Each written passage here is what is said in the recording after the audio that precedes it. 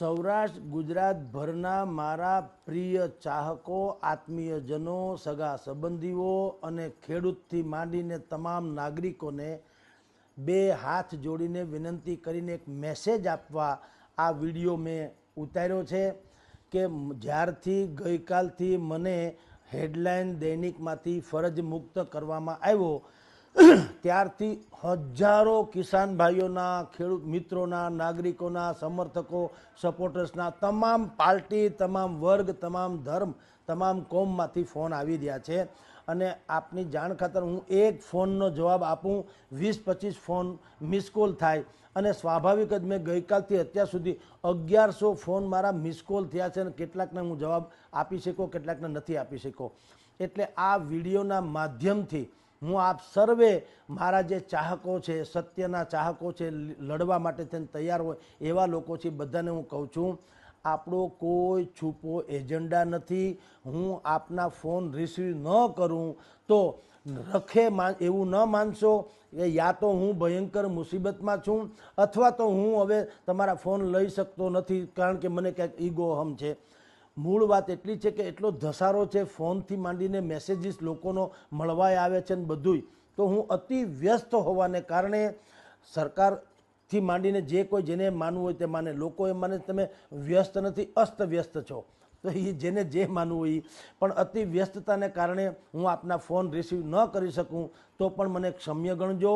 અત્યારે જે મારી સામેની તથાકથિત કાર્યવાહી શરૂ થઈ છે અને હવે ભવિષ્યમાં જે થાય તે અઠવાડિયું થોડુંક થાળે પડવા દો.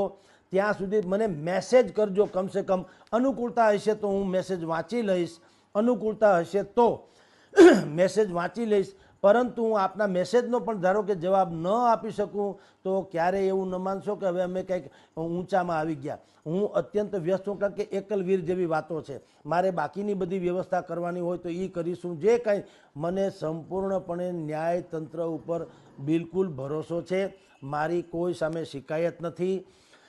સરકાર સામે આપણી બગાવત કે લડત ક્યાં છે? આપણી લડત શું છે? તમારા બધા ભાઈઓ જે તમે ખેડૂતો, કિસાનો, નાગરિકો, એની જે સમસ્યા છે એને એ સમસ્યાને તંત્ર સુધી પહોંચાડવાની એક કવાયત છે.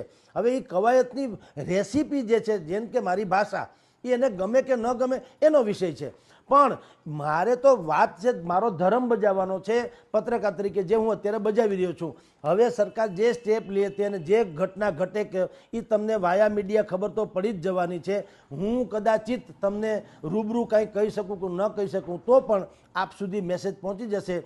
આપ સર્વેને મારી વિનંતી કે જે કાંઈ નિર્ણય અઠવાડિયા પછી ન કહું છું અથવા તો ત્યાં સુધીમાં ધારો કે ધરપકડ થાય, જેલમાં નાખે યા ફલાણું કરે, કુછ બી થાય તો આપ સર્વે સ્વતંત્ર છુઓ. હું તમારા દુઆ ઈચ્છું છું, બીજું કશું જ ઈચ્છતો નથી. આપણે દંગા પ્રેમી નથી, દુઆ પ્રેમી છીએ.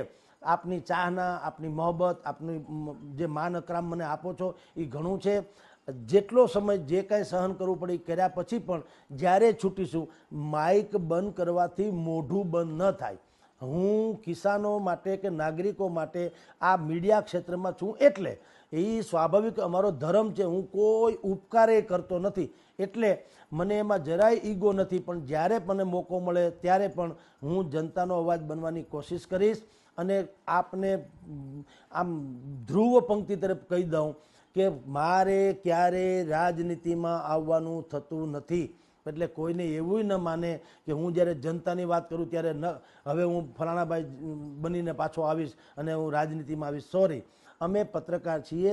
એ એટલા માટે છીએ કે આજે હું જેની સરાહના કરતો હોઉં, સંભવ છે કાલ એ સરકારમાં આવે તો એની પણ આ મિસ્ટેક હોય તો હું કોઈનો ખેસ પહેરી લઉં તો એ ખેસ પહેર્યા પછી એની સરાહના જ કરવી પડે, જે લોકો અમુક લોકો અત્યારે કરી રહ્યા છે.